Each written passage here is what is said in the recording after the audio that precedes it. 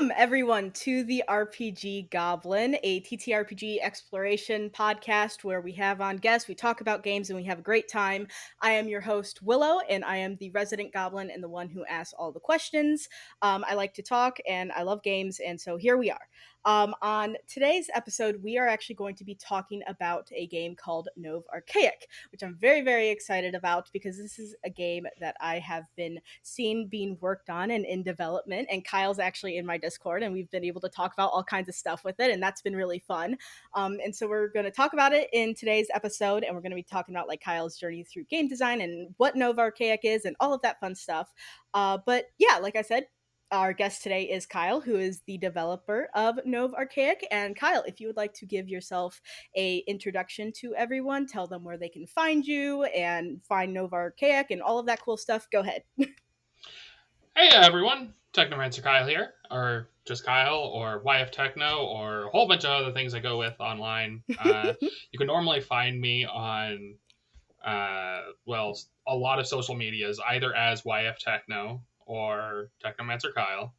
I'm on Discords, which I do have my own Discord, which has all of the news and development stuff that I normally put in there. Kind of updates, as well as just casual talking, and where I will be organizing a lot of, or where I do organize a lot of playtests and whatnot of both my personal systems and other games. Yeah, no, and that's awesome. And all of those links, of course, will be in the description of this episode for ease of finding and all of that fun stuff. Though I do have a question. Why YF specifically? Okay. That has nothing to do with my role-playing things. That is, okay. That is my cringe gamer tag from back in the day. Back when I was like 11 or so, and online gaming was becoming more of a thing. And especially for me. But it actually stands for your favorite technomancer, or your friendly technomancer. I love it. Because, well, it's based upon like some old YouTube personalities, as well as I really liked. I grew up with Spider-Man, and just the friendly neighborhood Spider-Man, just always that long title always meshed well with my heart. It was like, yeah, I want something like that, and then I just shortened it to YF Techno. Love it. Oh, that's really fun. I've been curious about that for a while, and so I'm like, okay, perfect opportunity on the spot. Yeah, a lot of people just shorthand call me Techno, or now, because I just started coming out and just being like, just call me Kyle, Technomancer Kyle. Just Kyle. Technomancer Kyle, yeah, absolutely. And so I'm curious if did Technomancer come from Starfinder at all, or was that from something else? It was before then. Fun. So I've always been into computers and whatnot. And when I was really young, I started to get so into that, but I also liked the concept of magic, and I was just like, it'd be really cool is if like magic but with technology, and that just kind of became my thing. Even to where as I started to study when in college, I started studying information technology and computer science and all that. And I just kind of like started telling people like, yeah, no, if you just think about it in certain ways, like the fact that we have programmed, like we have forced rocks through the power of electricity to think, yeah, we're kind of performing magic when we make machines. You're not wrong, though. Like, no. I mean, they feel like magic. Like, I've more recently been learning a lot more about computers. I had to like build my own PC and all of that stuff, and so I've been learning a lot more, and it does feel like magic, especially when people who know so much more than me start to talk about it, and I'm like, I don't know anything about what you're saying. This is like I used to joke that there's like a bell curve of like one end of the spectrum.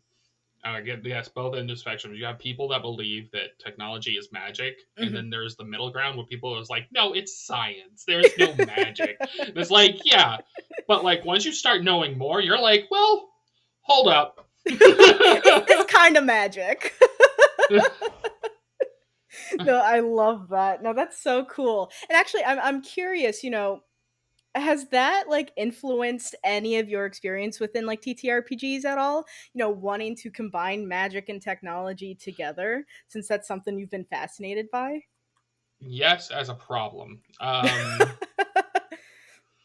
So like, there's been times where like I've been wanting to do, say, a proper technomancer combining Hmm. magic with technology, but then sometimes I hit that barrier of design where it's like, it's doable, but it's not really doable, you Hmm. know?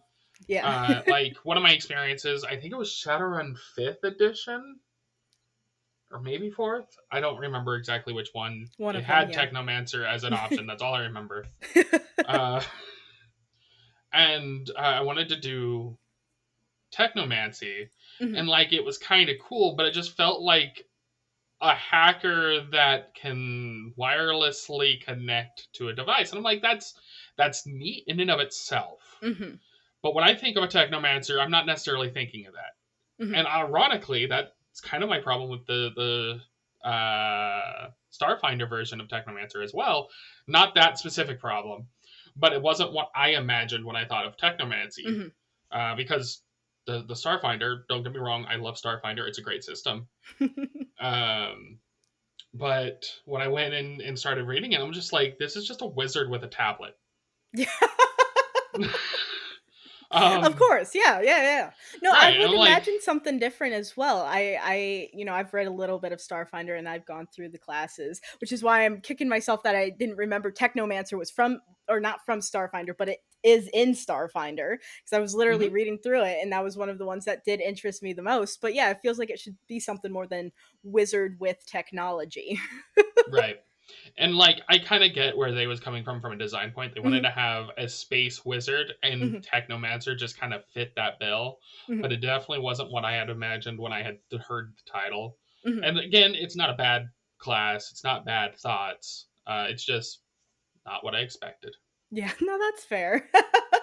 And I mean, like, I even said this to some of my friends when I was looking through Starfinders that Technomancer just sounds like one of the coolest things in Hmm. general. Like, that's just such a badass name, like a Technomancer. Why wouldn't you want to be a Yeah, Technomancer? Like, that sounds hella cool. No, I love it. yeah, I love it. That's so cool. But yeah, no, this is great. Nerd time, love it. yep. I No, love nerd time.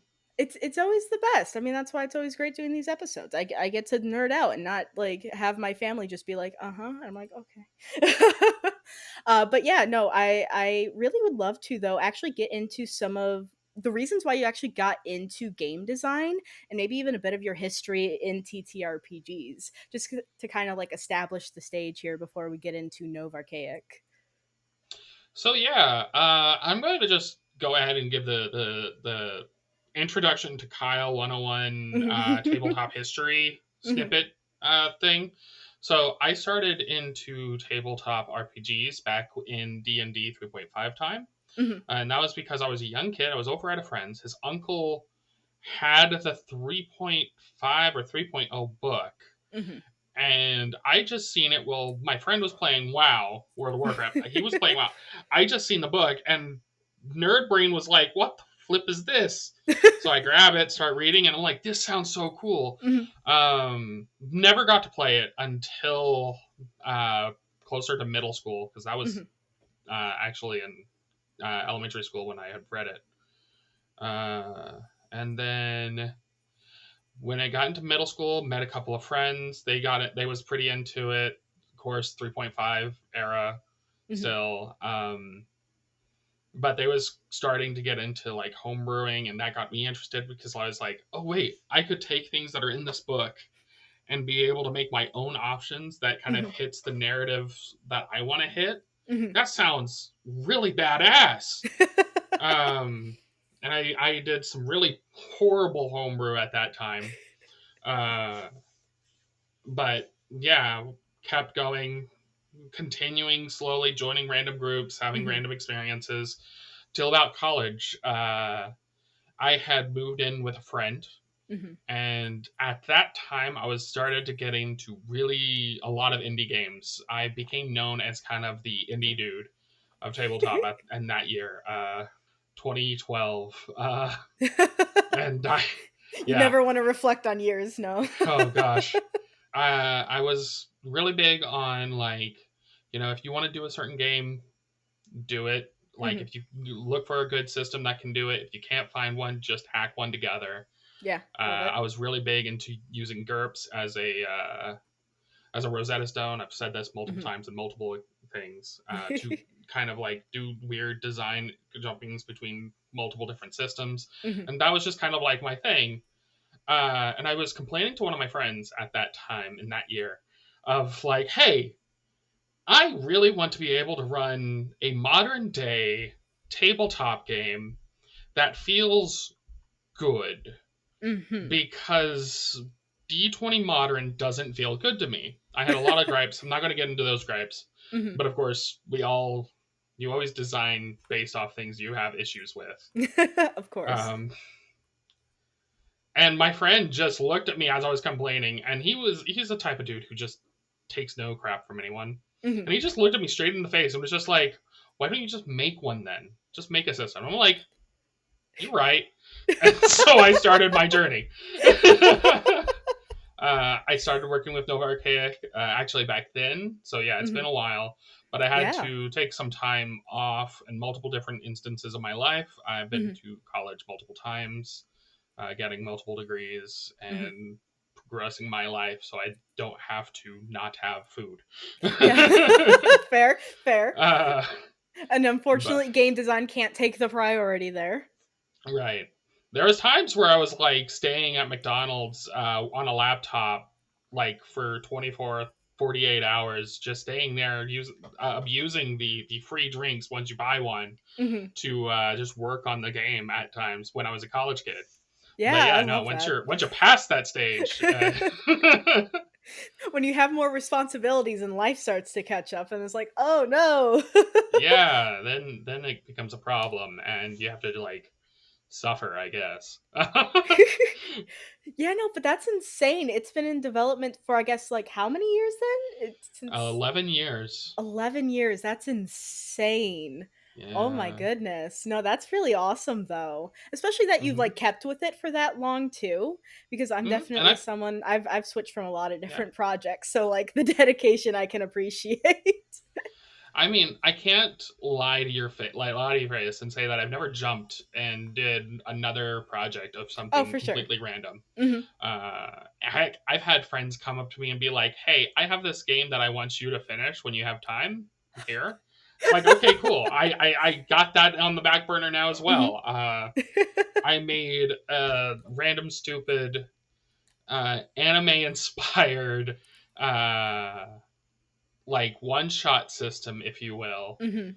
uh, just to have something for when I want to do something anime inspired. Yeah. And like I've done multiple different things since then. Just Nov Archaic would probably, if anything, it is my there's a term for it. It's escaping me right now. Magnum opus? The magnum opus. It is my current magnum opus because it's a setting Mhm. that I've always wanted to not only just run but experience myself. Mhm. And I have had so much joy making it and thinking about it. And Yeah. so like I want to get completed with it so that it's just out there in the open and then I can see the people have fun with it outside of myself. Mhm.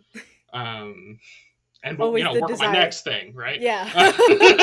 Always gotta keep moving forward. Always the next new thing. Always the next um thing that makes your brain happy. Yeah, no, absolutely. That's so I love that though. And so I guess like I would love if you would like kind of give everyone a brief introduction of like what exactly Nov Archaic is, because I definitely have some questions that I'd like to ask to get a bit more into it. But before we get to that, what is Nov Archaic for everyone who's listening, who don't know what it mhm. is, and all that. So it's really easy to kind of like get a grasp of it when you start thinking about it in terms of other things that exist.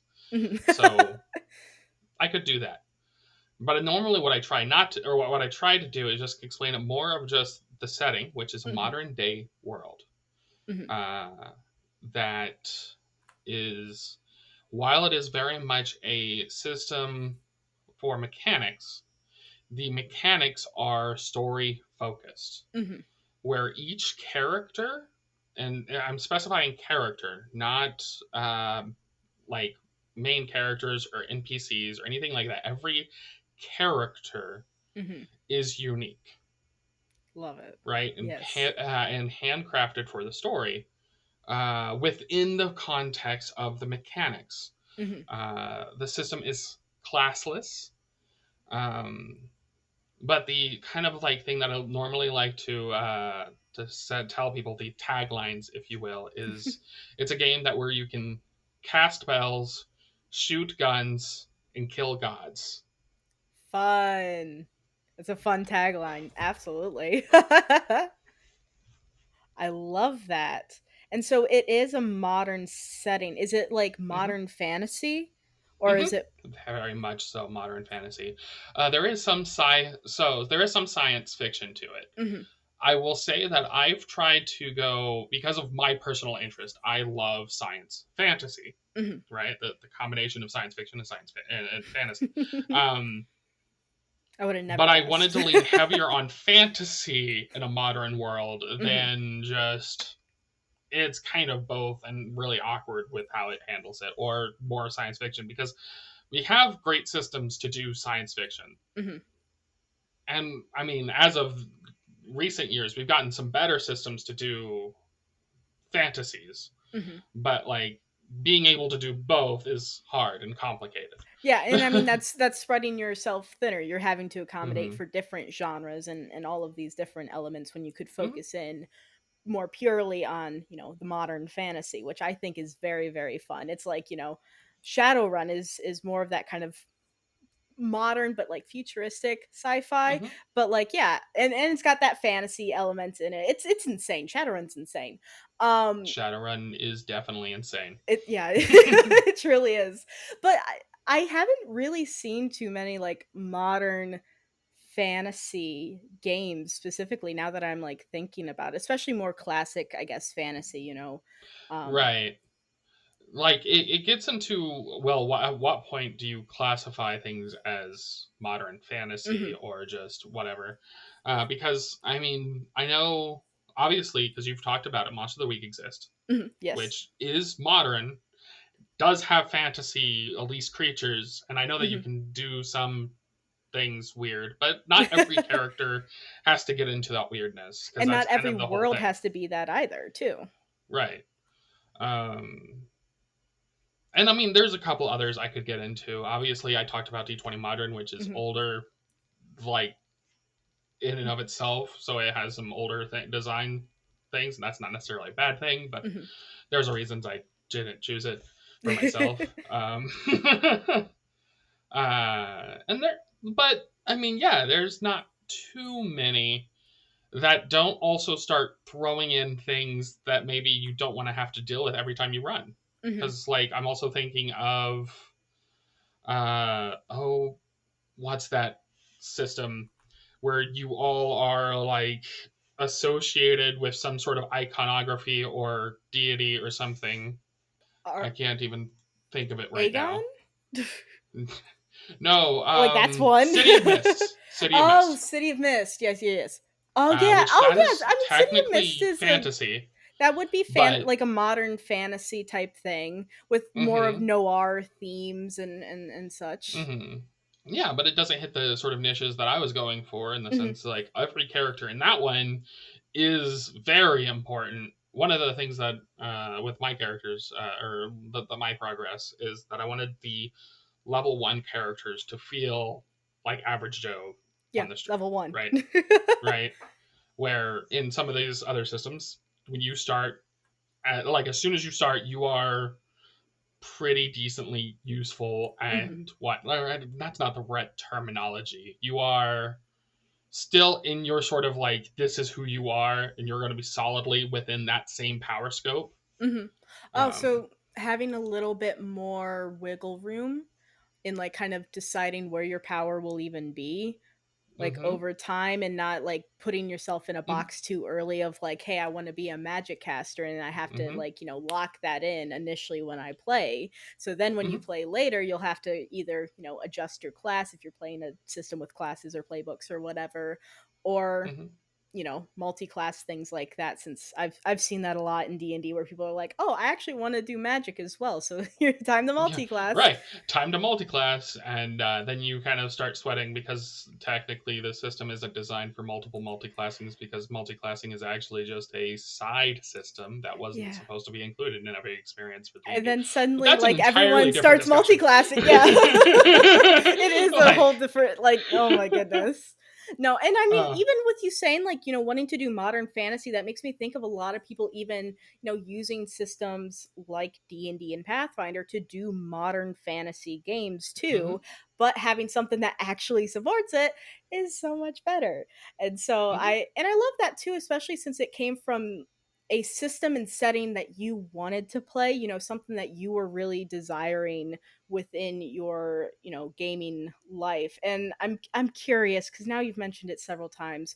What, you said that you messed around with D20 Modern. yeah. Um why didn't it work for you? And what like why didn't it work for you and what made you like what ideas even did you take from that you wanted to put into Nov Archaic? So yeah, there's a couple things I could say there. I'm gonna try because actually it's actually been a couple years since I last thought about D20 Modern. Mhm. But the things that I remember that I still have a passionate dislike for, it would actually go that I don't like how they handled character creation because Mhm. the characters was classes. Like Mhm. obviously D20 Modern based off of D&D, right? It Mhm. was made by Wizards. It's D&D, but in the Mhm. modern setting. Mhm. But instead of kind of coming up with actual archetypes to fit in for classes, like I don't know, gambler could be Mhm. one that would be really interesting for a modern day setting. Yeah.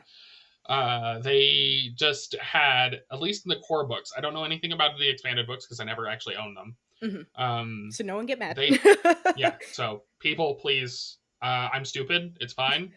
Um, but a lot of the base classes was um like strength hero or wizard or wisdom, like wise hero and smart Mhm. hero or whatever. Like it was all based around kind of the primary attribute Yeah. or the ability score, but like that was all, and it wasn't really telling any sort of narrative of like, okay, but why? Mhm. Yeah.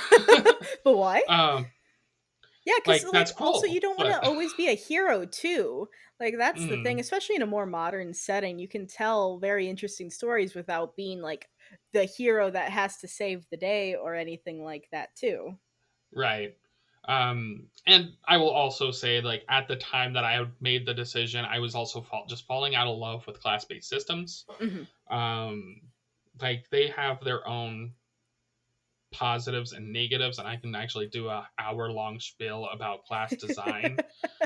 Um, but it just was not something that I personally thought was very good at the time. It needed a Mhm. lot of changes to be good. Mhm. Um, and I mean, there are still systems that do classes, and they've gotten better. Yeah. So, I And mean, there's new ways of interpreting it too, with going hmm into playbooks like those, even though hmm those are, the same idea of a class or, a hmm main kind of ability or a main theme. They're styled differently than what other classes have been in like, D&D and D and stuff like that. But yeah, I do like the idea of, classless systems. So I don't think I've other than maybe like Fishblade, which is mm, oh, Fishblade. We love it. Um yes, Fishblade. but no, I think I've played some that have been classless, but they're not usually hmm like, a bigger TTRPG. They aren't usually something that, is something that we've played for hmm longer. So it hasn't been something I've experienced too much. So I am curious on how exactly like the character creation does work in Nov Archaic and like what the process of that is, because like I said, I'm not very familiar with classless systems, and I'm curious on how it works within your game. So I'm going to first preliminary discuss one of the core design philosophies Mhm. for Nov Archaic. I'll probably do this every time we bring up something, Oh yeah, because to absolutely do it. me, knowing designer like wise is Mhm. very important to kind of like, oh, I see what's going on there. Mhm. So the main thing when it comes to character creation is that I want you, when you're done with character creation, with however long it takes you, to be able to go, I have a full grasp on that character's backstory. Mhm. I know what motivates that character. I know where they are in their skills. And I Mhm. kind of have a good idea of where they want to go, Yeah. Yeah. right? And then to take that a step further, I want you then to be able to take that character, hand it to some rando on the street, they be able to read it and be able to go, yeah, no, that I understand what's going on here. Like I can tell that this character has these sort of issues that, or maybe these sort of focuses, Mhm. and like obviously all wrapped up in a mechanical little bow to be able Yeah. to be like, yeah, this fits for what I want to happen. Mhm. Um, that being said, there is a couple of different things that I kind of have to bring up because when you're building a system, you have to have a good idea about the setting.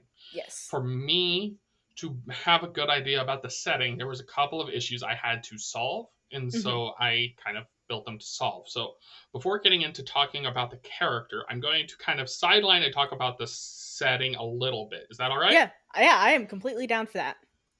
Okay.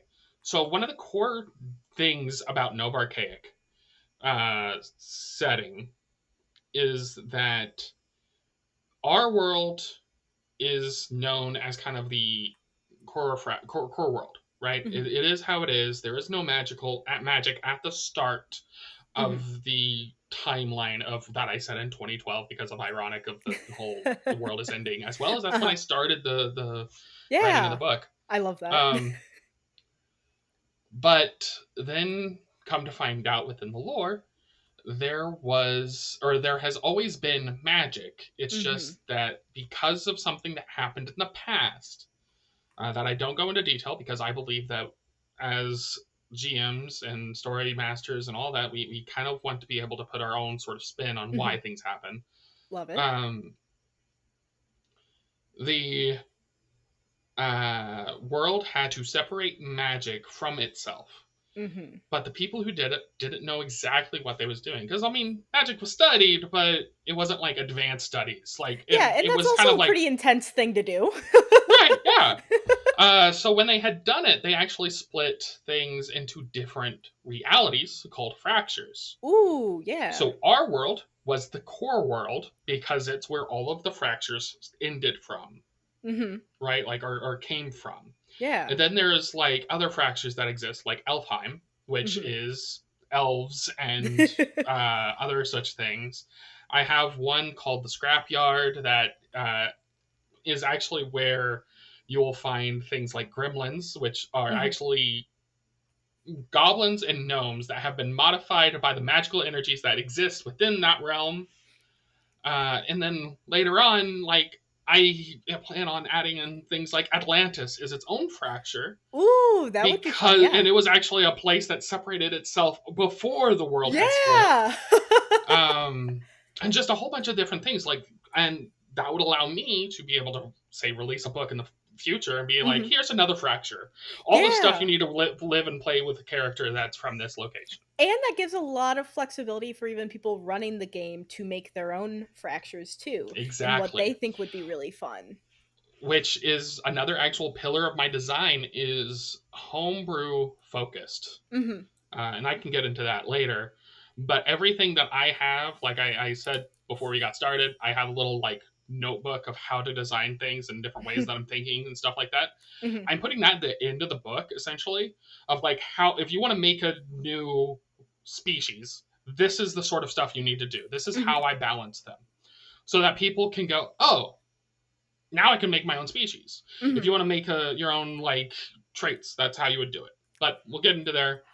I mean, just very Now that quick, I've I love the aspect of adding in a whole section of here's how to homebrew elements and here's how Mhm, basically here are the rules that I follow. I just mhm. love that in general. So I'm I mean, glad to I hear that. started as a home brewer. Why wouldn't Yeah. I have that? Like, it makes sense to me. And it makes everyone else's lives easier too, because Hmm. then they have the actual kind of rules that even the creator is following when Hmm. they're, going through the process of it. I I do think that it's because of my teenage anger of when I started homebrewing, because of when back in 3.5 era, and I think it's true for even 5th edition era homebrew now, their only advice ever to balance anything was just eyeball it, and it just pissed me off so much. Just eyeball it. Does it feel like a third level spell? Like, I don't know. That's why I'm asking the question. You're the professionals. You're supposed to be able to give me some sort of guidance, please. Right. Like, does that feel like a good racial option? I don't know. Please enlighten me.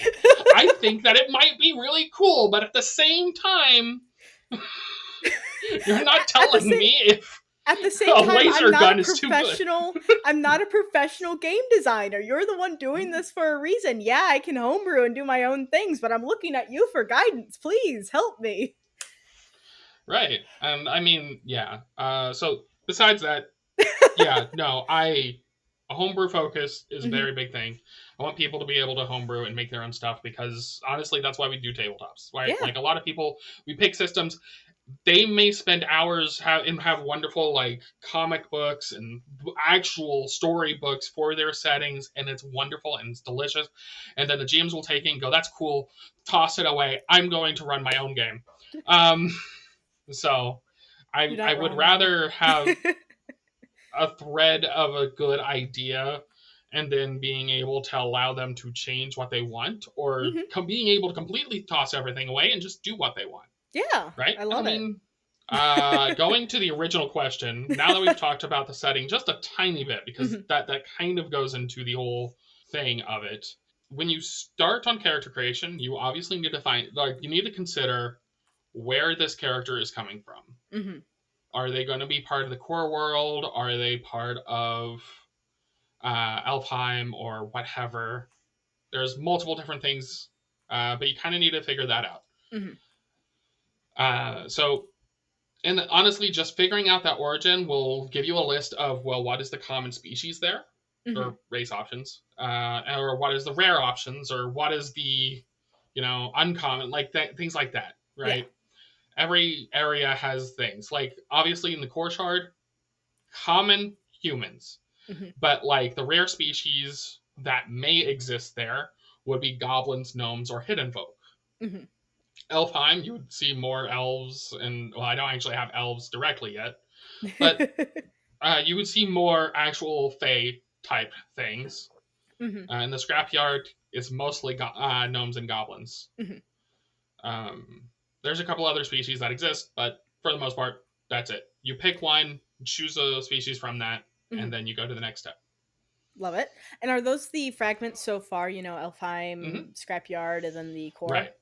Yep. Those Love are it. the three that I wanted to develop first, and honestly, I'm mostly focusing on the core. Mhm. I will probably do proper books for the Alfheim and then a proper book for the scrapyard Mhm. and kind of move things forward in that direction, Mhm. because I I mean, they think could that almost be sort of like setting books even too. right.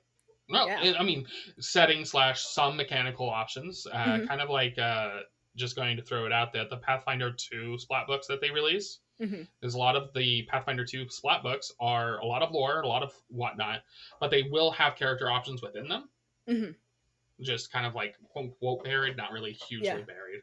And Give that's some kind of options the there. sort of right. So if you want to play a character that's based around that area, you have a good idea of Mhm. how to do that, and that will be Yeah. the kind of same way that I handle Love that. that. That's actually really fun. Once you do picking out your species, you then go into picking out your character's culture. Mhm. So I don't get into like a huge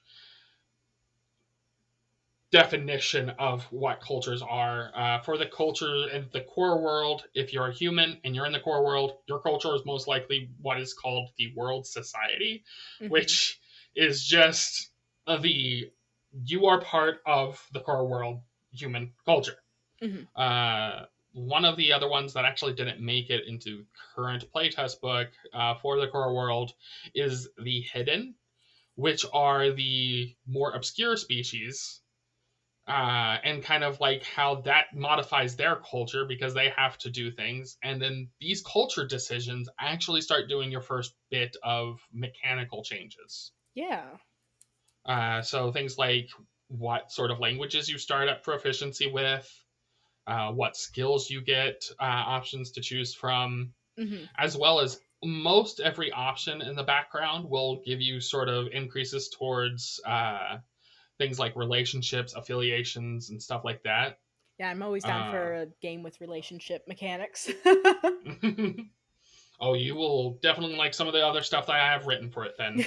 Uh, um, and that just starts giving a little bit more splat into, Mhm. well, the mechanical bits of that character, Yeah, it starts right? defining some things. Absolutely. Mm-hmm.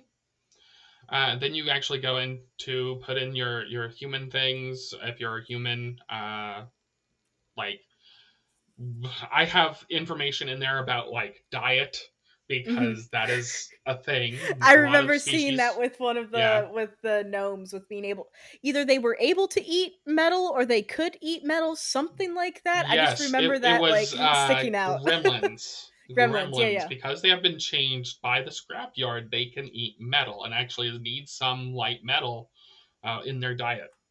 I thought that was just really fun. Like even just flavor Hmm. wise, even if it doesn't amount to anything mechanical wise throughout playing the game, just the fact that it's Hmm. there is just fun and makes me happy.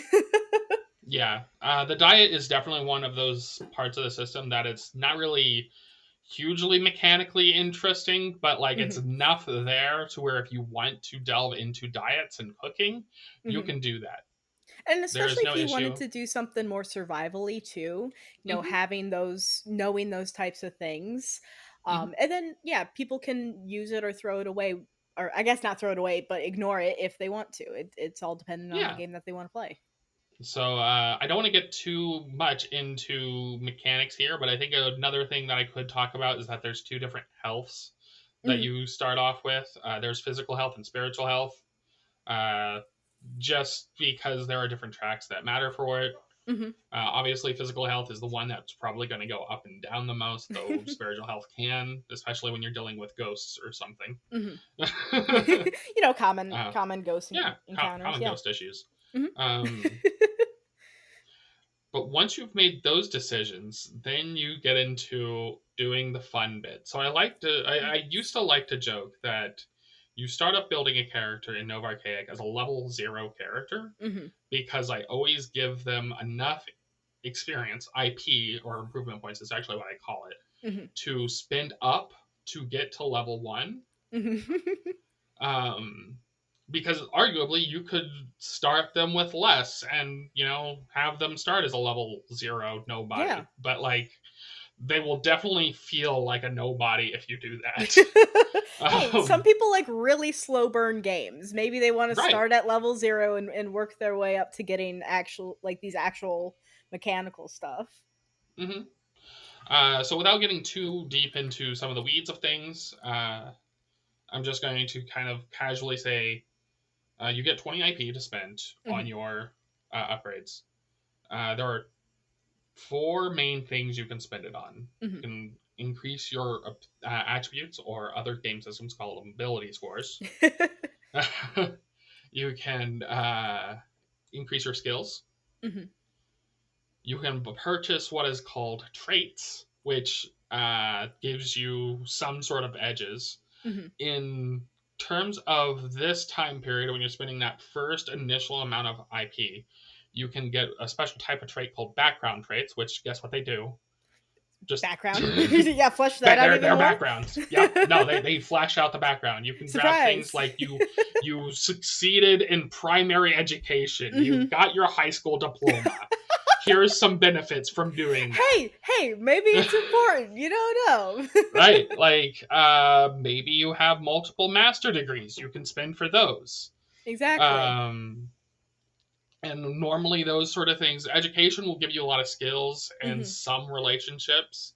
Then there's like occupation traits that you can get, which Hmm. and that's another type of background trait, which just says what sort of jobs that you've had, And are right? these more focused on like more of kind of the real world type Mm-hmm. things? A Yeah. lot of the stuff that I've designed have been core world focused stuff. So No, yeah, that's it's really real world fun. stuff. I love So that. yeah, you can get an occupation. Say like one of them is criminal, Of um, course. right? But you could it could also be like a fast food worker. Hmm. Yeah. I love it. um, Work at a restaurant. I mean it, right. and it's just those kind of normal type things. And Hmm. so I am a bit curious with it being, so rooted in like kind of, a normal modern world. What kind of stories is Nov Archaic like meant to tell?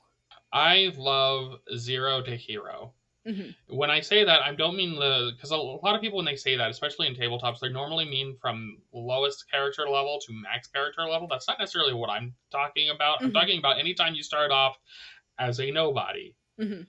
and you save the world or something, or even a location. Mhm. And that's kind of where a lot of the stories that I wanted to tell are at. Mhm. That being said, I have done stories where like they're the characters are group members in a band traveling along the side I and love just it. living life, right? Absolutely. um I've done actually I recently wrote some special magical basketball rules based Oh off yeah, I of think I remember the you hearing. yeah, Yeah, yeah. because the Clash of Crits podcast, which great people, did a little thing in their podcast where they have this thing called and now my brain just said spellbounds, which Mhm. is just basketball, but what if magic? Yeah, yeah, Um, absolutely. and I'm like, that sounds so fun, and I know Nov Archaic could do it. I'm Mhm. building the rules to be able to run it in Nov Archaic now, and no one can stop me. Yeah, no. No, they can't. You could do you make the rules. You're the boss. That's I mean, they could force me to change the name, and that's fine. But like, but nah, they're the cool. idea is still there. That's Yeah. the real thing. No, I love it. Uh, That's so fun. but yeah, so you can run a lot of different stories as long as you can find ways of doing them. Mhm. So, and I have a weird look on my face because I haven't talked about some other things. So I'm going to quickly jump back into that just so that I can make sure to say this bit, Mhm. because there was one other thing that you can talk about, actually get with IP besides the background stuff. Mhm. You can also get what's called specializations, which Mhm. is what I also call NovArchaic's biggest lie, because I said at the beginning of this, NovArchaic is classless, Uh-huh. Yep. but we do have specializations, which are arguably classes, Mhm. but they aren't things you take at level one. Heck, you don't really get the capability of doing it till like late level 2 or at the beginning of level 3 really, because you Mhm. have to meet certain criteria before they're even effective, Yeah. or even like before you hit the requirements. But they change, and their design purpose is to change the base mechanics to be interesting for your character and actually give you a Mhm. specialization, like make Yeah. you more specialized Mhm. in Which your people in like. right. And like we'll get to a point where you can take multiples and start becoming so specialized that that's your build, right? Mhm. Um that being said, that was the one thing with IP, but now jumping back to what I actually to talk about. It's like it's like that Okay. Charlie Day moment in Always Sunny where it's like the Yeah. bulletin board. Like, all right, um yeah. so real side thing, just to finish out the conversation about making a character, Mhm. the Mhm. next step would be equipment, which you do through method of wealth points, Mhm. which is just at the start you get a number of wealth points. You can take those wealth points to purchase big items like having a house or Yeah. renting a home or all that sort of fun stuff. Or you can take those points and using one of your occupations, converting them into cash. Mhm. Oh, Uh, yeah, that's fun. because I like cash in my tabletops, not necessarily thus the I'm wealthy by the 5-star system. Mhm. I understand that it's supposed to simplify things and like that's cool and everything. It's just I like to have numbers. Yeah. I'm that type of dude. um, After that, the finishing touch for the character is actually defining character goals. Mhm. And Okay. that's actually where the definitions of kind of the game that that character is part of will also be part of it. Mhm. Every character gets 3 goals, but one of those will be taken up by the main story, right? Okay. Yeah. Because that kind of ties all the other characters together. Yeah. So, for BS reasons, we're just going to say that I'm just going to say like if he was doing like the spell bounce or the magical basketball Mhm. sort of game, everyone's next goal would be something like defeating or getting to the championship Yeah. or and stuff like that, right? Defeating the rival team. Right. Where their primary, like their own character goals, could be something as simple as get enough money to save a family member who's Mhm. in debt or needs Yeah. medical bills, or could be something even more vain and just being like, I just want to make my truck look cool. Whatever motivates your character. Actually, no, I like that because that gives me a little bit of Iron Sworn a little bit where you have Hmm. those like, kind of set goals and motivations that you Hmm. set up, at the beginning of the game, but also throughout. And that can Hmm. help you lead the way of like, what you're following through the story with and what you're trying to accomplish. I like that. Oh That's yeah. fun. Um, yeah. So the main benefit, actually, just because I want to talk about it, the main reason I have the goals is actually because that's how you get your IP in the progression. Mhm. Is once any one of the party completes a goal, everyone gets 4 IP. Oh, that's also a fun way to do it. It's a group thing instead of it just being Hmm. like individual. That's fun. Hmm. And so you Now want to I help will everyone say, too get their hmm goals. and I will say, you don't have to succeed at either goal either, because a lot of the Mhm. ways I encourage people is to design them in an open sort of statement. Yeah. Questions are kind of better, but Mhm. if you just want to make a statement of like, this is definite what I'm shooting for, that's Mhm. fine. But like, once you have accomplished the thing or gotten to a point where you can say that you've accomplished, or where maybe it's just narratively the goal has to change because you've Mhm. spent enough time trying to do it, that is when you would get the 4 IP and all that sort of fun stuff. Yeah. So then you don't have to feel stuck of like you have to accomplish this, it has to go well or Hmm. anything like that. It's got the flexibility Hmm. so that you're not like, Hmm. this is the only way. This is the Which way. Right, right. And yeah, it's definitely done that way because sometimes it's not, because maybe you're searching for your long lost father or Mhm. something. And there's a really good narrative moment where you go and you get a lot of information, like you've been pointed to this one specific city doing this like main fighter champion sort Mhm. of thing, and so you and the team go there to like confront and find, Mhm. but maybe you don't find them, or you get another big hint of where they're at. Maybe the announcement of sort of like the person who actually knows what's going on in some way, and like that would be enough to satisfy that goal Mhm. for the player to then everyone gets the 4 IP, and then the player can choose how they want to evolve that goal. Yeah. No, I like that. And even the concept of evolving the goal is really fun too. Of like Hmm. that it can build from there. So maybe ooh, no, I like that. Cuz it could be something of like, hey, I'm trying to find my father and maybe you have the direction and then maybe it can evolve to I want to mend the relationship with my father. Exactly. Maybe you find him, and maybe the father doesn't have actually any of his memories. So now you Mhm. have to set up a goal Yeah, to help them get his memories back. Or right, like there's so exactly. many. so many interesting narrative ways to do it, Mhm. and that's kind of the thing, is like you always want to have the character needs to have two personal goals, and like I Mhm. said, everyone needs to have one team goal. And I But love the concept of sometimes the team goal too, because I have, Mhm. and I think this has personally come from some of the people I've played with. Sometimes they feel lost in the way of like how to actually work as a team and like almost what their whole Mhm. goal is. If you put it in the narrative of like, hey, you are all going to set this up, session 0 or whatever, we're going to set a team goal. And even if it doesn't end up being, the one that you follow throughout the entire campaign, it at least establishes, this is all something you want to accomplish together, no matter if you have your separate, goals personally. But this is one you're Mhm. accomplishing together, and I love that. Yeah. um I will say goals have was always been one of my favorite things that I came up with Hmm. mechanically, that was just like, this is such a good way of doing things. Hmm.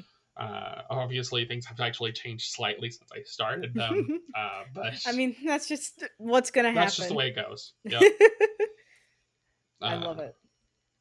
yeah. No, this is very, very cool. Now I'm actually curious, with saying that, how it's changed. Has there been a moment in Nov Archaic so far where you've had to like kill a darling, something that you were really, really excited for that Yes. yes. Multiple times. Mhm. I've killed so many darlings. Do not look under the bridge, please, please. Oh God, no. Don't open the closet. There's no skeletons. I swear. I swear. That's not a heart. Do you hear a heart? Huh? No. Po joke. Anyways, so I will say the number one darling I had to kill was actually one of the old resolution systems that I Mhm. had. So I've always used a D20 for a lot of this, Mhm. um, but I I don't want to get in too much of the path. But let's just say, so I had a way of finding a task resolution where things was you roll a d20 and you compare to a chart to find out how many successes you get. Of course, the issue Mhm. with that is that it caused a lot of slag. Even though it was fun for the players at every convention I went to. I went to a lot of college conventions to Mhm. share the game and to get random ideas on it. Love it. People had fun with it, but it was slow. I could Mhm. tell that that was what was causing a lot of slow. And even though a lot of players was having fun with it, I was just like, I gotta kill it. Yeah. I Yeah. hate this, but I have to get rid of it. There is also a couple other things that's happened. Technically, how traits function is entirely different to how they started. Mhm. In what Um, way? so originally, background traits were so it was actually part of the background traits. There was no such concept of background traits, as much as you still had a background, but you had a list of background slots, and you just wrote Mhm. a sentence about each thing, and that's how you Okay. got your beginning IP. And I mean, that was fun, and it was kind of a nice way of doing Mhm. it. The issue became that it just there wasn't much mechanical interestingness bits from it, Mhm. because like there was no way for, I guess, for me to police what players were grabbing based on what they said their background was. And I Mhm. didn't think that the backgrounds really made any mechanical or really narrative bite Mhm. at that time, so I wanted to include them more, so I converted them into background traits, Mhm. which you then can spend for and get and all that fun stuff. Yeah. Which I think with the direction and of that, the direction that you're going for Nova Archaic, I think that makes a lot more sense Hmm. versus, writing it out. Especially since Hmm. you want that mechanical weight with, everything that Hmm. you're doing. You want those mechanics to be able to back it up even if it has a narrative focus there. You still want Hmm. the mechanics to back them up. And like I do that in that sort of way because like one of the biggest issues, again, I ran this game a lot of times in a lot of different versions in college conventions. Mhm. And while the backgrounds and how they normally was handled, or how they used to be handled, was fun and fast for players to kind of like get really interesting characters. Mhm. The issue is that it wasn't very newbie friendly. Mhm. Oh because yeah. like Yeah. just saying, hey, yeah, you have to write a sentence and kind of like give a story of why the character exists for this character to be fleshed out enough to have points doesn't really like that doesn't really mesh well with that sort of whole thing. Yeah. I mean, I can Uh, agree with that even from when I started to play TTRPGs. I started with D&D. If you were to tell mm, me, "Hey, write, your background and, who mm, you were before we even started to play," versus, "Hey, just pick from backgrounds that we already have established." I don't love how the background system works in D&D 5e, but same. I can at least appreciate that that was a lot easier to, understand from someone Hmm. who was just getting started, who never made a character before. It's like, Yeah. okay, I can understand if I pick soldier, that means something. And, Hmm. there is some weight there. So yeah, I totally get that. Yeah. And I mean that's even difference of people too. Some people do have a better time being able to just write it down, be like, oh, this person was once a noble princess. I don't know, like, Hmm. but other people and people, especially with it being their first game, that can be a bigger struggle. So I appreciate trying to make it more friendly for people who are who are just getting That started. is that is definitely something that I've tried to do is uh obviously building a system that's probably more mechanics focused. One of the biggest concerns is obviously complexity. Hmm. But one of my design philosophies for designing complexity is the game should be as complex as the players want it to be. Hmm. If you can understand the core, then everything else should fall into place with that mechanically, Yeah. right? Um, and that was just kind of the thing. Like that's just the kind of way that I've been designing things. Is like Hmm. if I can't explain it based off of the core mechanics, then I'm not going to have it that way, Hmm. right? I Like, appreciate that. Yeah. because it's not fun for like teaching this system, trying to be like, okay, so this is how this works, but it doesn't work in this way because this is how that works, and Hmm. there's 5 different types of rolling a dice. Hmm. um, Well, now I'm curious of like what is the core then? I mean, we've talked about, the kind of the character mhm, creation and even elements of the lore, which I still kind of want to get back into that a little bit since I found that very mhm. interesting. But, what is the core of Nov Archaic? Yeah, so the core mechanic, core resolution system, is a very basic D20 plus skill. Hmm. Not ability score, not anything else. It's a Hmm. D20 plus skill. You can get other modifications, like there are bonuses. I call the bonuses advantages and disadvantages, so it's not like the D&D advantages disadvantage Hmm. system. It is just what I call bonuses, Yeah. right? Um, that being said, when you roll a D20, you have a difficulty you have to hit. You roll that D20, you add your skill, and you compare that to the difficulty. Hmm. If you hit that number or higher, great, you succeeded. Yeah. Right? Very simple. I Now, mean, where it most people starts to are familiar curveball. with that. So here's the thing: is that my system is actually a success counting system. So Mm. to find out the successes is actually you count the number of 5 over that you are. So if Uh-huh. you're 10 over, you would get 2 additional successes. Hmm. Okay? Yeah. And for every time you get a success over, you get this point called a metal. That Hmm. it's actually temporary metal, but that's an entirely different part of the Hmm. system. Of like, what does that actually mean? Not going to get into that, unless you ask. But you spend metal to have critical effects, Okay. right? So say that I actually we're just going to use a very simple. You shoot a gun towards a training dummy. Hmm. Okay, you roll a d20. You get, let's say, 15. We'll say that Hmm. difficulty was 12, just for the sake. So that means no successes. Hmm. You roll your damage. Huzzah! You did the thing. Hmm. Cool. Now let's say that you actually got 17, so you would be 5 over. Hmm. So you got 1 success. You got a temporary medal. With shooting a gun, the basic thing with any sort of damaging capability, you can spend a medal to increase the damage by 1. which isn't much, but it's Yeah. a number, right? It's something. So cool. Now I've done a little bit more damage to them. Mhm. Let's transition that. Say instead of shooting the gun, we're going to throw that gun away and you're going to cast a spell. Mhm. Okay, we're going to say that it's. We're actually not going to shoot a spell towards the target. We're going to cast a spell on yourself. Mhm. Same sort of thing.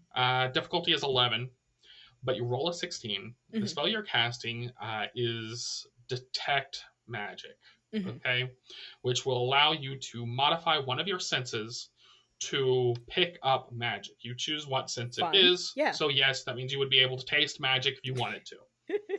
Hey, I love Um,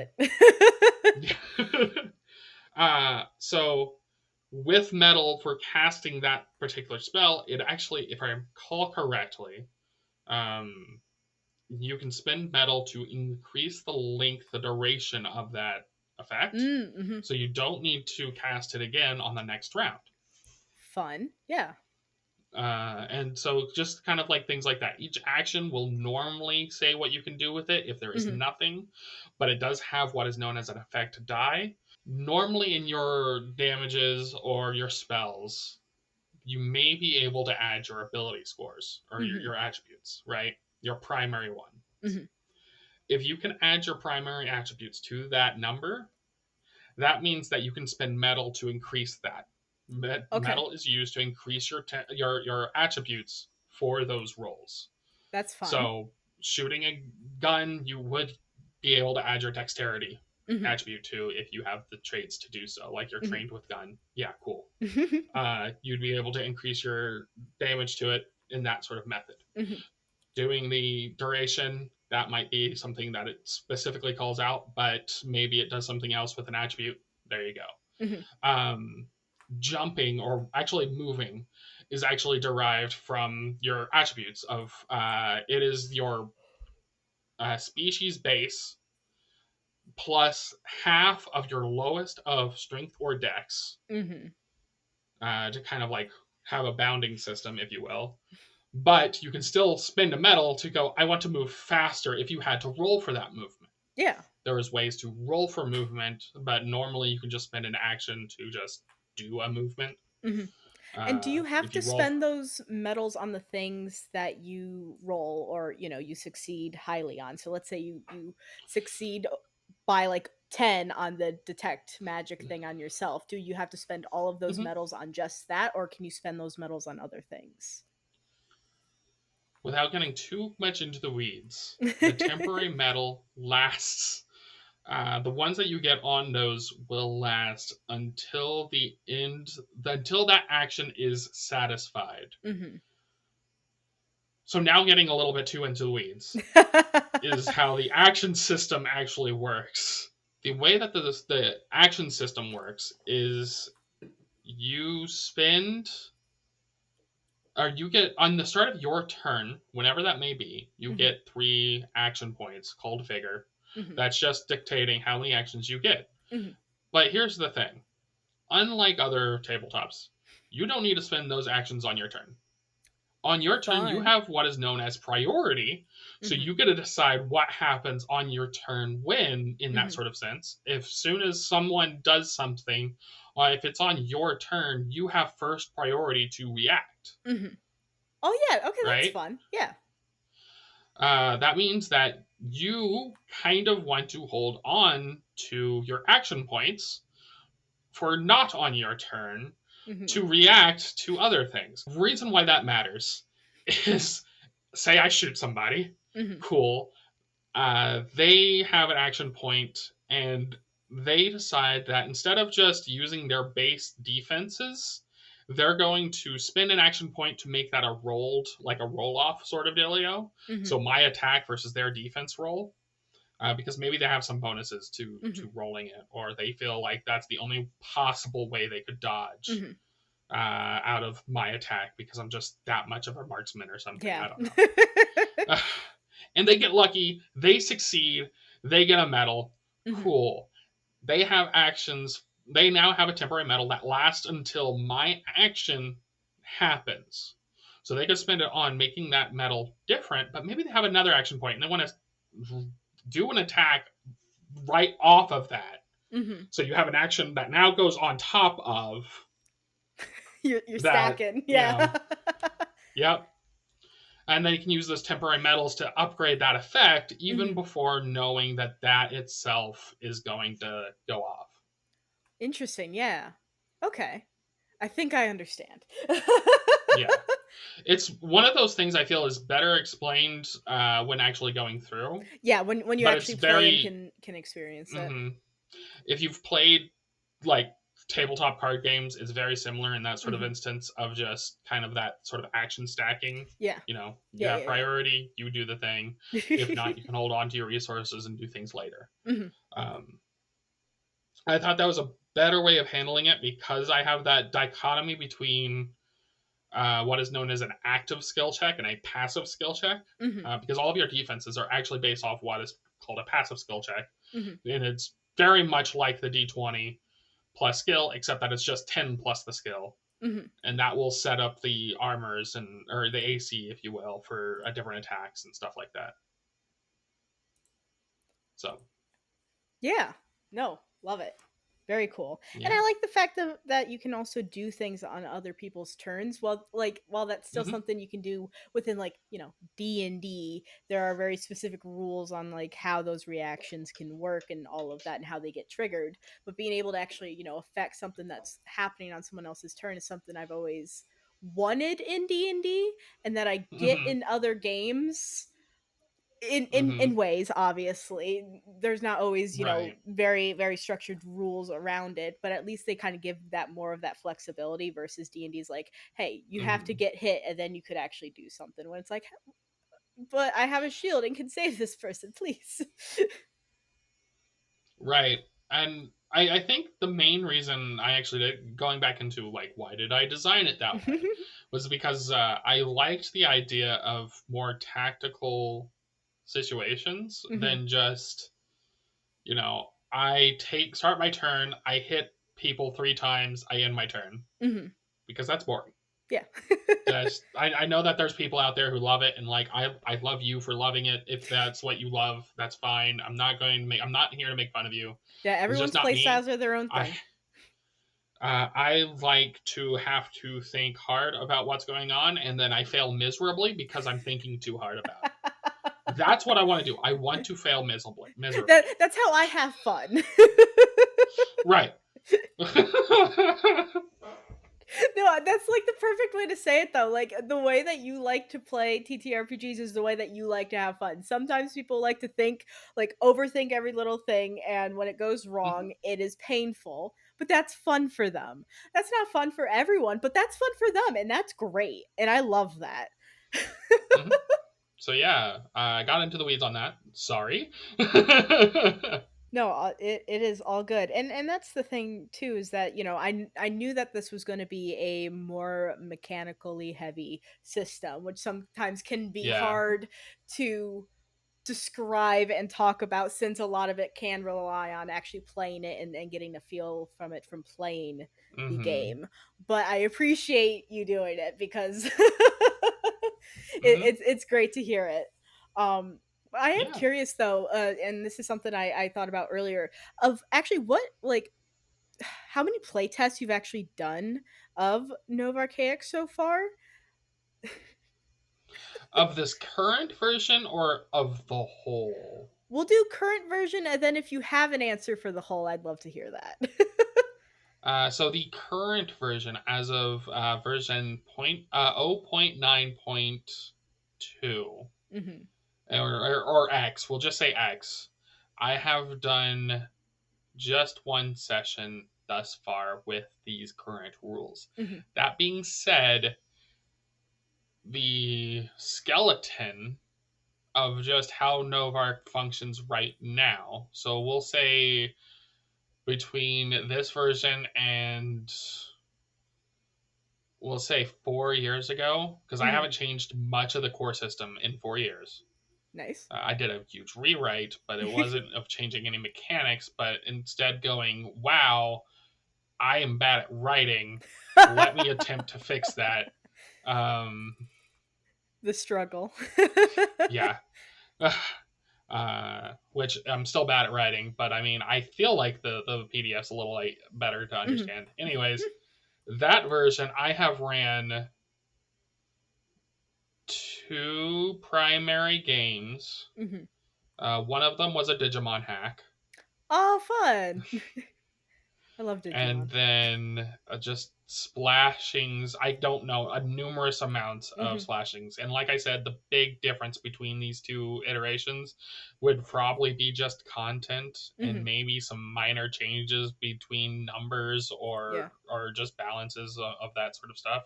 Because if you aren't adjusting numbers, then you're not really playtesting. You, Understandable. um, So yeah, and then as a whole, I can't tell you. There's too many. Yeah. I've been working on the project since 2012. I could tell you I probably did a lot more back when I was doing con games, Mhm. games at conventions, uh, because I would run at minimum 3 or 4 games a day, That's crazy, and yeah. then that was like each con could be 2 to 3 to 4 days depending on Mhm. where it is. I've never did anything at a big convention. There's always college conventions around me, but That's maybe really one cool though day that when I you were go, able to do yeah, that. I didn't even know that there were like college conventions like that where you could just, run a game and people would actually play it.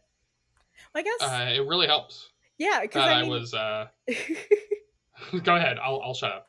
yeah, no, I was gonna say that my younger sibling has actually like done cubing events, and I just realized like that Hmm. may be kind of the same sort of idea. It was usually hosted at colleges and things like that, and a bunch of people who went Um, there would actually participate in them. So actually, that's really fun. I never like thought about that of being like hmm TTRPG focus or game focus in that hmm way. That's fun. I like Uh, that.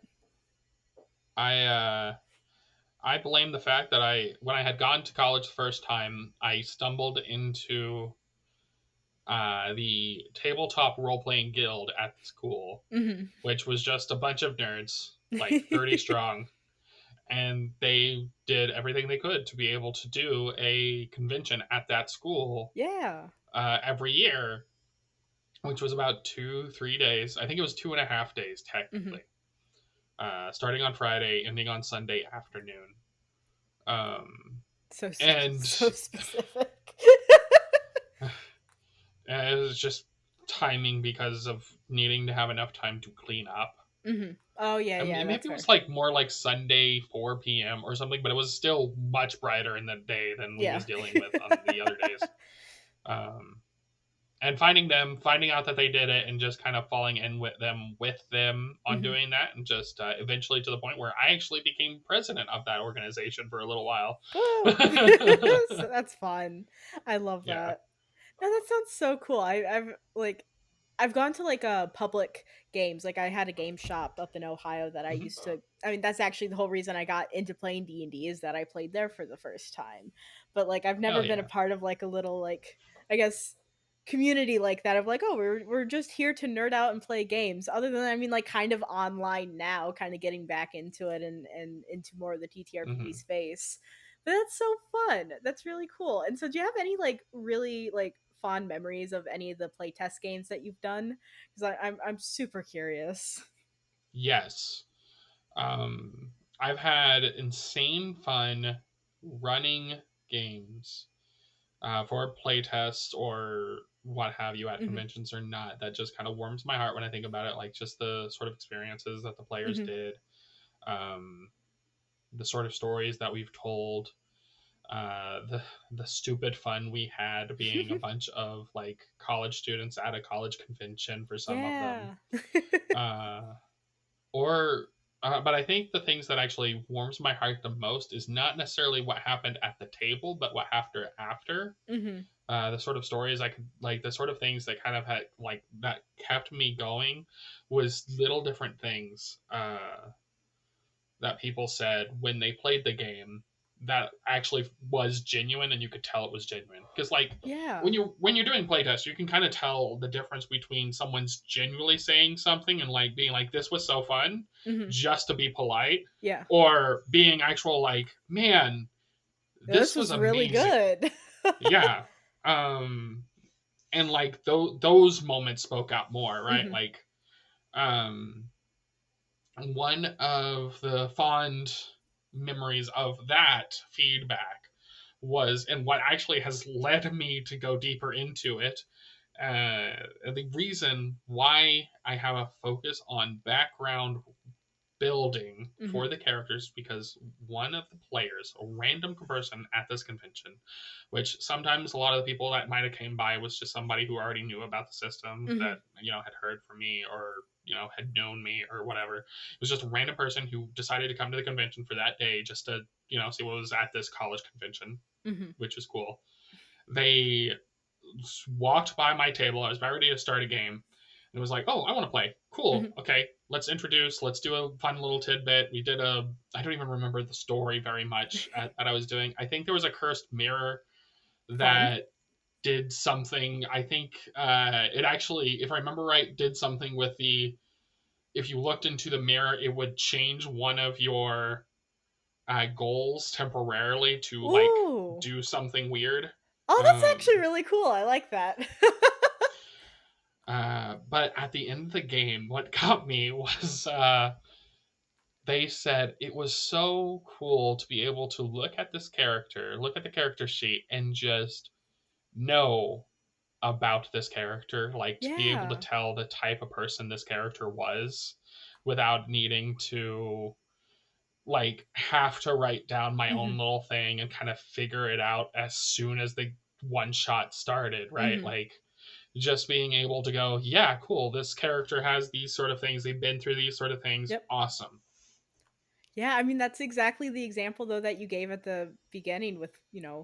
something that you wanted your goal with the character creation. That's Mm-hmm. exactly it. So, oh, that's so cool that like someone said that and that it's been a driving force for you. Mm-hmm. That's amazing. I love that. But yeah, when it comes down to it, I do have great stories and great systems, or great systems, great like moments. Mhm. Like I talked about the Digimon thing that I did. It was a Digimon hack, so technically it was Nov Archaic, but I did have to hack in stats for Mhm. the Digimon creatures. Of course. Uh, but that was such a fun game because I was able to run a game that I wanted to run for a while Mhm. using Nov Archaic, and the players got to be these Digi destined and live through the story, and like it was just so fun. Mhm. Um, No, that sounds like a blast. I love the idea of playing a Digimon game, and now I really want to play a Digimon game. it's a lot of fun. uh, I love it. yeah. No, that's so cool. And I'm curious though, kind of going off of this with like the play testing. Has anyone Mhm. outside of yourself actually run Nova Archaic, or have you been the only like kind of GM for the system? So I've had so actually uh, we're going all through memory lanes. Hmm. So I'm going to talk about a time when Nova Archaic was not mechanically where it is now. I'm going to talk about back when it was actually closer to a D20 modern hack, because we Hmm. all started when we start making something, we normally start with the things we hate and make them better. Yep. Um, Of course. so when it was closer to a D20 modern hack, one of my friends got really excited. They got really into it, and they decided that they wanted to run a Scion game where Hmm. everybody was a child of a god without using the Scion system, but using Nov Archaic. And Hmm. so they did that and had a lot of fun. From what I've heard, I wasn't part of the story at all. I Oh, knew that's nothing of awesome. how they was running it. Yeah. Um, but the only reason that I even really like, I knew that he was doing it because they kept talking to me about it and like that was cool, Hmm. right? Like awesome. It sounds so cool that you're doing that. I let me make more stuff to support what you're doing Yeah. because that's awesome. Uh, but what another thing that's like I've been living off of for a very long time is when me and my friends had decided to go to a Denny's diner at 2 a.m. in the morning, because Of that's just what course. you do when you're Yeah. hanging out with your bunch of role playing Yep. Yep. buds. Uh, I was stopped by somebody there, and they asked, "Hey, are you Kyle? You're the guy who made Novark, right?" And I'm like, yeah." And it's like, I love so and so who's running this game. Like, that's just been so much fun. I'm like, oh my god. You got stopped? Yes. No, absolutely. That's so good. That's uh, amazing. And I mean, like, yeah. isn't that like every game designer's dream is for someone to, Yes. play the game without them and then, tell them about the experience and like being Honestly, stopped. Oh, that's amazing. That's honestly, I'm beautiful. still chasing that high. I have never felt that good. Well, besides the backstory thing, but like that is another. Like, if I could have that experience just one more time, let me bottle up that experience and sell that. I'll make so much money. No, I love that. That's so sweet. And like I Hmm. and like also what an amazing thing to happen as well when you were earlier in the production of the game too. When Hmm. you were still working on it, when it was still a fresher idea. Even now, I mean that would be amazing, no doubt. But like with it Hmm. being so early, like that's so special. I Hmm. adore that. That's so cool. Oh yeah. Um, and there's been other people who's ran some games. Mhm. Some of them I've not necessarily forced. I have a role playing buddy, and it was kind of a running gag of us that he would we would make bets on random things, and I would normally win. And when I Mhm. won, it was like, okay, now you owe me a game. Yeah. And so he got to a point where he owed me like 10 games, and I was just like, just run a NovArchaic game, and he was going to. And then we had a lot of COVID happened, Mhm. so Yeah. I we mean just and that, we haven't yeah. hung out since then. Um, Oh man, COVID. yeah, the killer of all good thing. No, but he just got started. He ran Mhm. one session, and then yeah, Yeah, no, it's okay. I haven't played a actual in-person game since COVID, and I'm just like Hmm. dying over it. I'm like, oh man, it would be so fun. Oh, I would love to do and run a game in person again. My wife, bless her heart, made a GM screen for me, like a Oh yeah, personalized GM screen. yeah. Hmm. I have yet to use it. One day I will Oh, be able to use it. and hopefully that day will come sooner than later. Yes. I mean, Right. I even like even for the online games that I do, I even still set up the GM screens and just like trying to replicate the experience. Like, oh, it would be so nice. I might consider that if I wasn't using my screen to like have notes and stuff, and I don't really have the. I guess I do have the table space, but not for me to properly use it. Yeah, I've like laid it out flat like on this part of the table before, and I'll like move my Hmm. microphone over there, or I'll lay it flat in front of me. Whatever works, Hmm. because like I want the information on the screen, but then it's like I need to actually Yeah. still see the actual screen that I need to use to actually see either the people or whatever else we're doing. It's so Yeah. silly. The screen that she made is actually not a like doesn't have information inside of it as Mhm. much as just allows you to hang pages up. I would prefer that But so much more because I have like I have three DM screens. They're specifically for mhm, D&D, and yet I have taped over all of the information with Monster of the Week, Glitter Hearts, and I think Kids on Brooms is all in there right nice, now because it's like I'm not running nice. D&D right now, so I'm just gonna tape it on there and use the actual thing that I have. Yeah, which I guess is a little fun side thing to say. The dungeon master or game master for Nova Archaic is actually called the story master Story because I Master. focus on the story. Yeah. Uh, and wanted to kind of denote that while this is a game, your decisions that you make in this position focus on the story. Let Hmm. me focus on the game design in whole. If you want to make your own homebrew for your own game parts, Hmm. that's fine. But that's because you're doing that for the story, Yeah. not because you're doing that because it's needed. Because Hmm. that's one of the gripes I have with like some other games, cough cough D&D, is that they kind of like go, okay, but if you want to have mechanics that like do this thing, you have to design it because Hmm. we're not going Yeah. to. And what we do And design is a million subclasses. right. Oh or a goodness. million races that like all kind of blend together and have power creep out the wazoo. That's how I feel with the subclasses sometimes too, because it's like, oh wait, it Yeah. just feels like you could play like the same kind of class or the same type of build with totally different subclasses and main classes because there are so many that are so similar. And it's like, Hmm. what's even the point if you're playing a fighter? Like, yeah, it's cool to cast magic, but you're playing a fighter because you want to play a martial. It's fine, but we're not gonna get into that. But Yeah, ugh. this isn't a D&D bash stream, or like, Yeah, well, it's not a no. stream. So use when in the streams that I used to do, I would actually we would always just call it the Dragon Game, Mhm. and we normally ended up bashing on it a lot.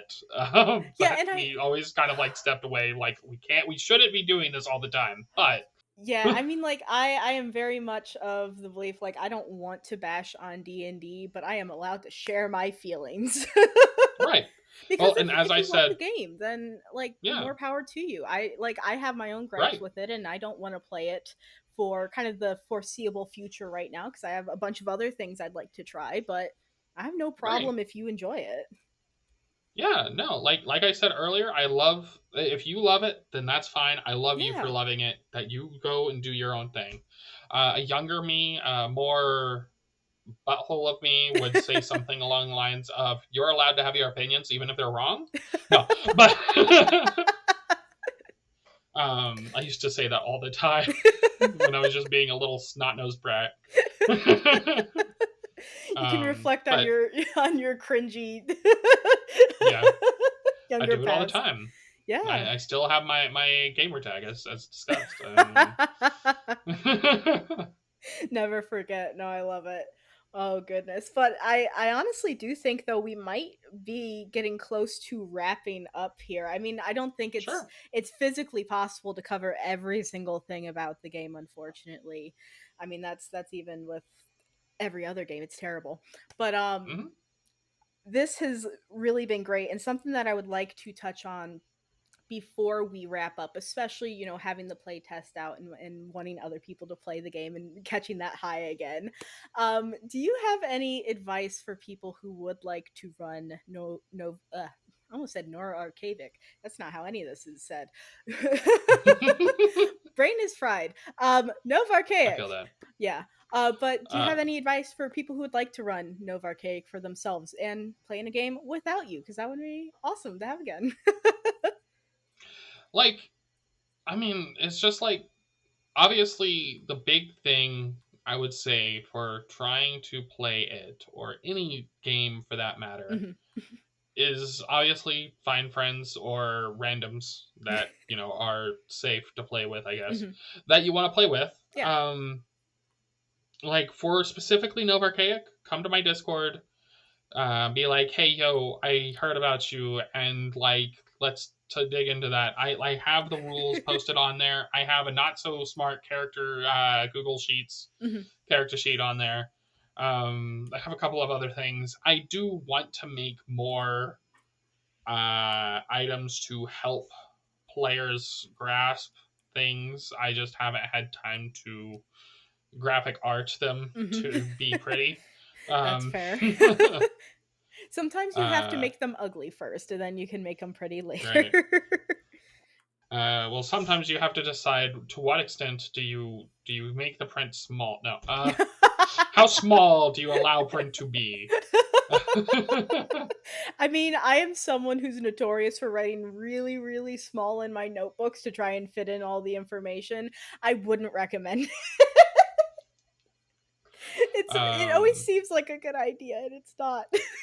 it always seems like a good idea, and it never is. And then you're like, I can't read Um, that. I'm in the middle of running the game. They're yeah. running into this NPC, and I wrote it this tiny. Oops. But yeah, no. If you have questions, talk to me. I'm available more often than I should be because I'm never like truly far away from Discord. Uh, and like, yeah, I mean, the only way to begin your journey is to begin. Yeah. That that's all I can say. Honestly, I think that's great. The only way to begin your journey is begin. If you let all of the things of like how to do it right, you know, that will hold you back from doing it. Then you'll never get to actually play fun games and have all these fun Hmm. experiences. So like absolutely, I love that. And obviously, like I said earlier, the links for all of Kyle's social media will be in the description. I will also make sure to put the Discord in the description as well. And hey, Kyle's in the RPG Goblin Discord as well. And you can totally talk to him there too. You can talk to him anywhere. It's great. Hmm. Yeah, you can totally see some offhanded design things that I was like, I don't know if I like this. Here, people, tell me what you think. I think it's Uh, great, honestly. Those like I have not gone into game design much, but I think those are fun moments to at least like think about it a bit more is through like, hey, I need help figuring this out. Okay, we can talk about it. yeah, and I'm very much a type of designer where I like to, for lack of a better term, percolate about different topics. I do like, okay, this is what I want to do. I Mhm. need to think about this for some time. So Yeah. I'm going to do other things while thinking about it and see if something glorious happens. I love it. Um, Fantastic. And I mean like one more thing though before we fully wrap up is, through all of the development of Nov Archaic so far, what makes you the most excited about this game? the thing that makes me most excited, Mhm. is the idea to share it with others, to find some Yes. other people that would love to play it. I don't even care if, like, I'm eventually going to try and sell it as a product. Mhm. Sure, fine. But honestly, I don't even. Of course, I'm going to say this, and I don't want you to think that this is true for every designer out there because it's not true for every designer. I'm just a weird dude who already gets his money from a normal paycheck. If people pirate my game and still play it and have fun, that's fine with me. Mhm. Go on, have fun. I don't care. As long as you have fun, and then just tell me about it. I don't care that you pirated. Just tell me, hey, played your game. It was cool. Like, awesome. I'm not going to be like, okay, but like, how did you get it? No, just have fun. Sorry, I'm Yeah. getting a little. You passionate. Yeah, like, that's all I care about Mhm. is like to find people that also enjoy it. Because I mean, honestly, when it comes down to it, like that means like, I'm going to find people that also enjoy these Mhm. types of stories, and that means that I'll hear more about these types of stories and these worlds Yeah. and stuff, and like that's honestly something, because to me, the market is oversaturated with normal fantasy stories. Like I don't care. Like don't get me wrong, those are fun Yeah. in their own right. But like Not I everyone's want to cup of tea. hear right. Like I want to hear some modern day shenanigans. I want to find out like the time when you and your friends like used cell phones and casting invisibility to like sneak into the mafia Mhm. vampire kingpin's domain to then have a tactical SWAT team swarm down Mhm. and stop these bad guys. Like that's cool. Tell me that sort of stuff, I right? love that. Yeah, and totally normal everyday occurrence. Yeah, I mean, who hasn't fought a vampire mafia man? Yeah, and Who? not a tactical SWAT team, you know? That may have only happened once in a game, but like it just happens once, and that's all that matters. Yeah, you just have to tell me about the Maybe one time. maybe you accidentally or on purpose send a giant magical turtle to space by giving it magical cocaine. Personal experience? Con games. That explains it. Yep. That's People are beautiful. just a little bit more unhinged during con Oh, games. for sure. I mean, everyone's running on like a high during. I mean, Yeah, exactly. and like everyone's unhinged during cons. I mean, like I've Right. never gone to an actual tabletop convention, but like even just the anime conventions I've gone to, it's insane every single Mm-hmm. time. So like Mm-hmm. just expect it, which I can appreciate that. I love it. It's so good. Send a turtle to space. Magical cocaine. I Good. mean, Yeah. yeah. Yeah. The turtle was going to destroy a city. It's fine. It's normal. We had Maybe to you deal have with a the boss. Leviathan creature that's floating in the world that's going to destroy a magical tower that's made of pure crystal and magic. Like, I don't know. That's Yeah. fine. Like, It's a yeah. possibility. They're endless. I All of love these it. have actually happened in games, and I'm just kind of rattling them off. I could I go know. on It's forever. great. It's great. No, I love it. I have a full segment of just rattling on different really weird, vague stories that have Mhm. happened. Absolutely amazing. But I think we are probably going to wrap up here, though. This has been. Okay, fine. Yeah, I know. It sucks every single time. I hate it, but I don't think Yeah, everyone would listen to a 3-hour podcast if I released it. you're right. Yeah, I mean, Yeah. like, it would be awesome, but You just gotta cut it in chunks, exactly. and yeah, it's all good. Yeah, we'll No, figure it out. No, but this we this has figure it been out. seriously awesome. Thank you so much, Kyle, for coming on and talking about Nov Archaic with me. This was absolutely fantastic. I am very Thanks for having excited. me. Yeah, and I'm excited to look You further into the playtest as well because I know I've seen it around and I've looked at some of the stuff that you've shared within the Discord and I've looked at the playtest a little bit. But getting more experience, hearing more about the game just makes me more excited to do it. So I can't wait for that. Hey, Yeah. and if only you out of this entire discussion look at the game like that's good enough for me. Like Yeah. that's all that matters. Just Just someone one more someone person to look. Just I'm chasing that high here. exactly. Oh my goodness. Yeah, no, I definitely will be. But no, seriously, thank you so much. And for one last Mhm. time before Thank we you. we wrap up here, can you tell everyone where they can find you? And I will emphasize I will have the link for the playtest or to get the playtest in the description of this episode as well because again, ease of finding everything, all the links, all the important links will be in the description of the episode. So, yeah, go ahead. Oh, sorry. Ah, okay, yeah. Words. You can find me behind shoot. No. I'm on a lot of social Surprise. medias like Zitter, Threads. Sorry, that's just the first time I've heard it called that. Well, I'm not going to call it X, and I don't want to call it Twitter because that's its dead name. Yeah, I've heard people call it Twix before. Twix, I will accept that. But no, it's Zitter, right? Like it's X Yeah, Twitter. yeah, I yeah. don't know.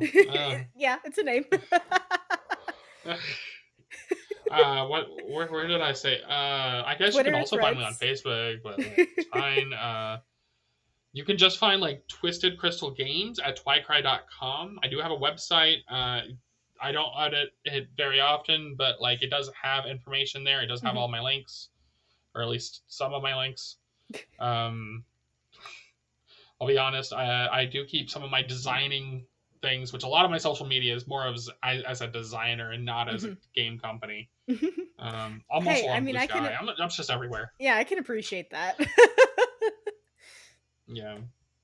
No, but awesome. No, this is great. And also, I just heard it start to thunder outside. So, which may Oh also be no. wrapping it up because Florida sucks. And very often when it Yeah. storms, the power goes out. It happened middle of an episode before. It was terrible. Oh no. That sounds horrible. I hate that. Yeah, I mean, we made it was a very interesting time.